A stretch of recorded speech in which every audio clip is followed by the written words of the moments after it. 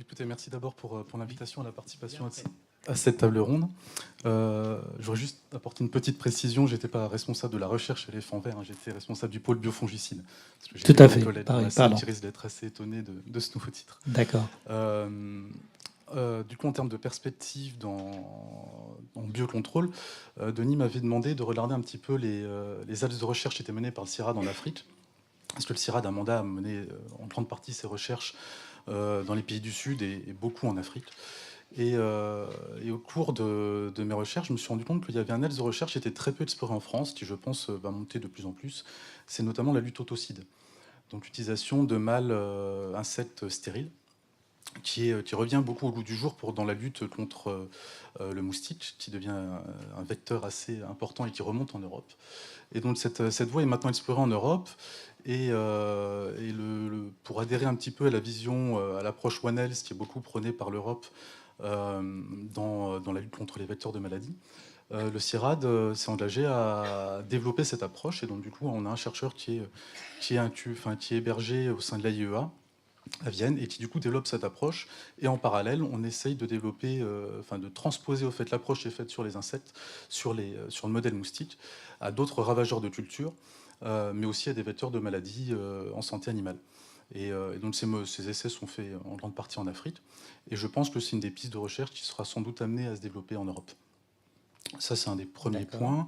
On a aussi pas mal de programmes de recherche qui recherchent des substances actives dans des plantes tropicales et donc très peu étudiées. Sachant qu'évidemment, là aussi, comme le soulignait Cédric Bertrand ce matin, il est important de prendre en compte tous les partenaires et les acteurs du développement d'un produit en biocontrôle. Et donc l'aspect production est essentiel. C'est-à-dire que le tout, c'est pas de trouver une substance active, mais c'est de trouver aussi une substance active qu'on peut produire et qu'on pourra utiliser à plus ou moins grande échelle. Voilà pour deux principaux points. On a aussi une approche qui est assez intéressante, qu'on a appelée Biofora. C'est une initiative du CIRAD qui est en lien un petit peu avec l'approche autocide. L'idée, c'est de décupler au fait le pouvoir, l'impact de l'utilisation de ces insectes stériles, donc qui du coup vont diminuer de manière globale les capacités de reproduction des femelles, mais de découpler l'impact de l'utilisation de cette technique-là par l'utilisation de molécules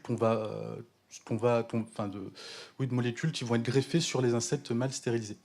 Et donc, du coup, par exemple, il y a un des premiers projets qui est donc, encore une fois porté par notre chercheur incubé à l'AIEA. Ça va être d'utiliser des molécules qui vont perturber le développement des larves. Donc, non seulement on va réduire le taux de fécondité des femelles, mais en plus, on va découpler cette action en tuant les larves qui seront générées. Donc voilà quelques idées et quelques approches qui sont faites en tout cas Actuellement, et nous me permettez comme ça d'avoir un aperçu d'actualité des grands champs de travaux de votre organisation. Au niveau de l'organisation globale, on y reviendra, de la recherche en France au-delà de votre institut. On pourra évoquer quelques données concernant les synergies, les échanges avec d'autres parties prenantes. Oui, tout à fait. Le CIRAD a toujours mené ses recherches en partenariat. Le mandat du CIRAD, c'est d'œuvrer pour la recherche agronomique pour le développement. Et donc, tous les travaux de recherche ont été menés en partenariat. Et je pense que c'est ce qui justifie quelques success stories du CIRAD, notamment à La Réunion, au sein du MR PVBMT. Le côté insulaire a sans doute permis de rapprocher plus facilement tous les acteurs de la chaîne du développement d'un produit en biocontrôle. Et du coup, on a pu avoir des résultats vraiment très intéressants et très emblématiques de ce que pourrait être le biocontrôle en France. Merci beaucoup.